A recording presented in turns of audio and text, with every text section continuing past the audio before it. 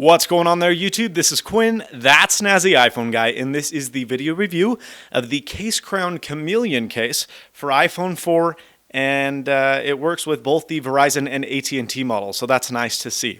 Now, the case itself retails for a whopping $39.99 US. It's completely absurd.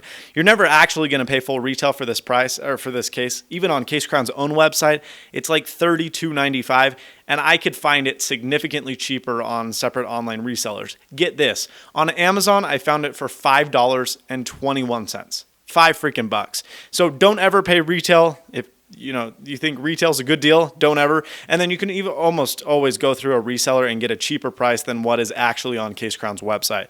So that's that, and just a little bit of a precursor if the $39 price tag dropped your jaw as it did mine.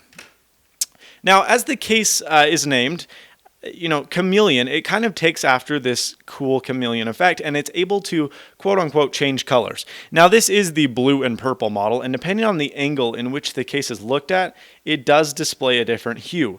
Now, to head on, it's blue, and I'm sorry, but the camera can't really emulate this as it should. I wish it did, but it simply doesn't. I'm trying to move my light. I can't really get it to show it. But that is purple. That's as purple as it gets. And so head on is blue, side is purple, and the sunlight kind of just makes it very glimmery and shimmery. And it's actually a really cool design, and I think CaseCrown did a really good job at executing this chameleon look. Now, it comes in several different variations. There's brown and blue, and there's a bunch of different kinds. This is the blue and purple. So head on, you get blue, turn it to an angle, and on the camera, it doesn't look like much of anything, but in person, it looks very purple. In terms of the case itself, you'll get the CaseCrown logo. There's a cutout for the camera, the sleep-wake button, the microphone, and the buttons here. It is felt-lined, which is always nice to see in slider cases, especially because they are prone and have been notorious for scratching your devices. So not much of a case. And these these gliders from CaseCrown have always been amongst my favorite, and they're the best slider out there for the money, if you ask me. Now, one of the really nice things about CaseCrown sliders is they don't add a lot of bulk. That being said, though, they still do, give ample protection.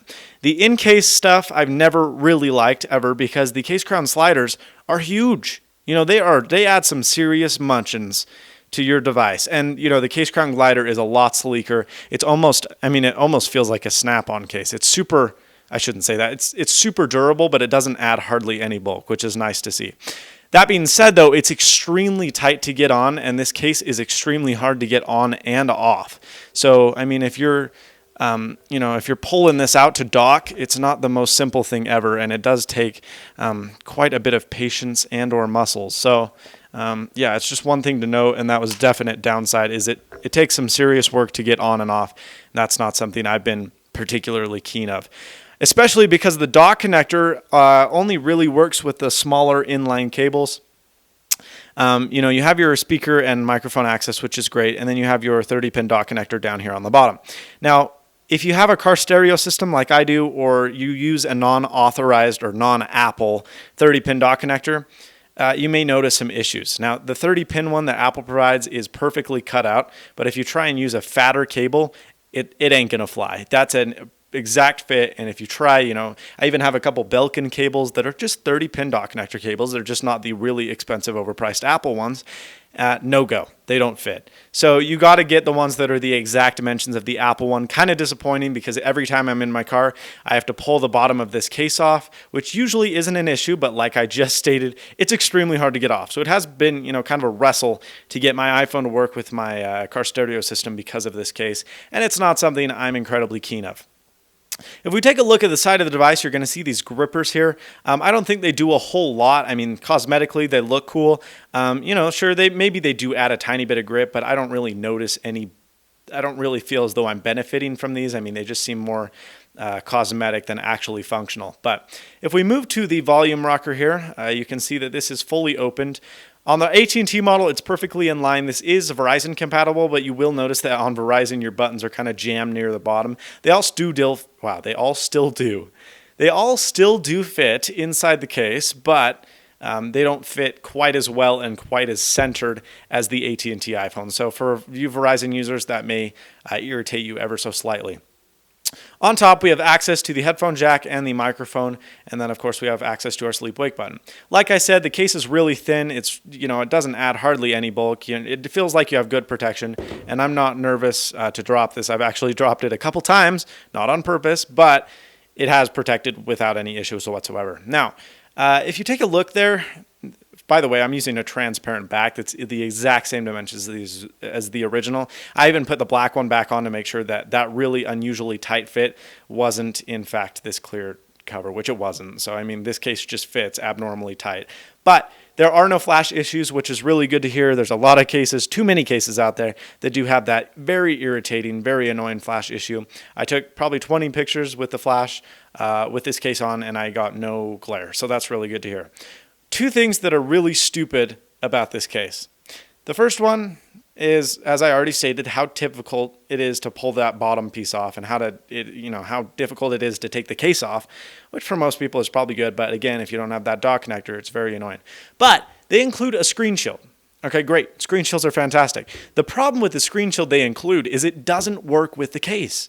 This is so tight, there's no chance in Hosanna you're going to be able to get a screen shield on here. It ain't gonna happen. So I figured, well, duh, CaseCrown includes a screen shield. Obviously, it's gonna work.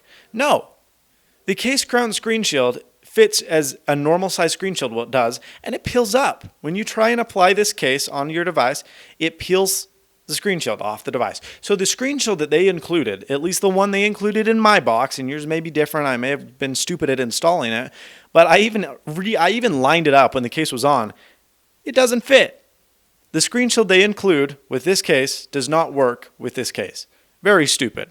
I don't know if it was an accident. I don't know what happened, but just as a precursor, they do include a screen shield, and it's a pretty good one. But this case is so tight, it ain't going to work. So very stupid in my opinion, and it's not the way I installed it. This case literally is so tight, I don't care who you are. That screen shield they include ain't working with this case. Other than that, though, it is a very studly case. I really like the design. I've gotten a lot of people that are like, whoa, that's really sick looking. And it is. It's pretty cool. This glossy part doesn't pick up as many fingerprints as you'd think. I mean, it does pick up a few. A few get accrued on there, but it's not bad at all. All in all, final conclusion, I'm going to have to give the CaseCrown slider, Chameleon slider, a 6 out of 10. And that is because, don't get me wrong, keep in mind my scale, 6 out of 10 is good.